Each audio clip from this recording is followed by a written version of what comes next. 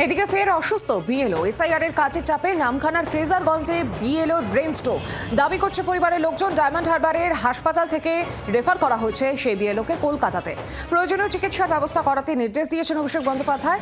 মথুরাপুরের সাংসদ বাপি হালদারকে নির্দেশ দেওয়া হয়েছে যাতে যাবতীয় সহায়তা করা হয়।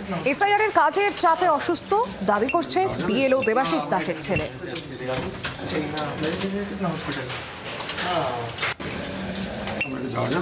বিস্তারিত জানবো, টেলিফোন লাইনে রয়েছেন প্রতিনিধি নকিবউদ্দিন গাজী। নকিব, কি জানা যাচ্ছে?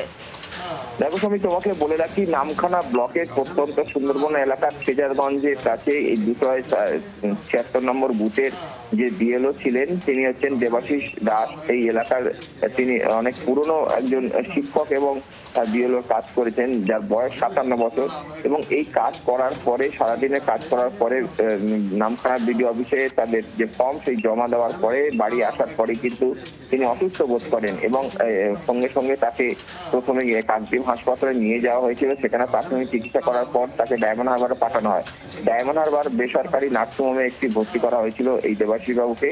এরপরেই কিন্তু তাকে কলকাতা, অর্থাৎ বুধবার দিন রাত 12টার পরে তাকে কলকাতায় নিয়ে যাওয়া হয়েছে, এসএসকেএম হাসপাতালে ভর্তি করা হয়েছে। তার সঙ্গে যেটা কথা বলেই জানতে পারছি এখনো পর্যন্ত শারীরিক অবস্থা উন্নত হয়নি। একেবারে আপাতত ধন্যবাদ তোমাকে নকিব।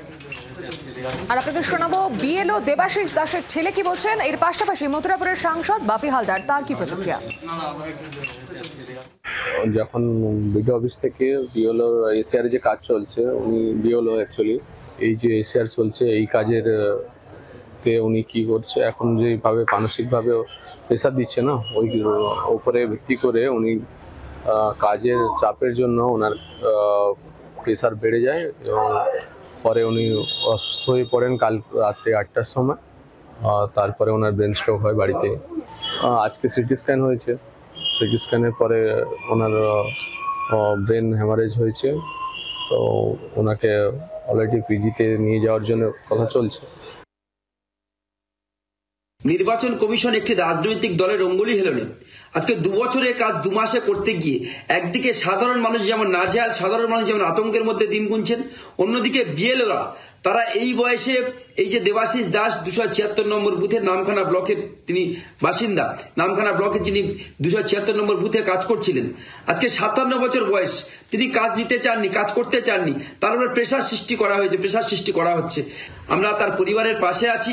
আমাদের প্রিয় সাংসদ অভিষেক বন্দ্যোপাধ্যায়, আমাদের সম্মানীয় সাধারণ সম্পাদক, তিনি খবরটা জেনেছেন এবং পরিবারের পাশে থাকার সম্পূর্ণ আশ্বাস তিনি দিয়েছেন। বাংলার আওয়াজ, বাঙালির আবেগ, জি 24 ঘন্টা।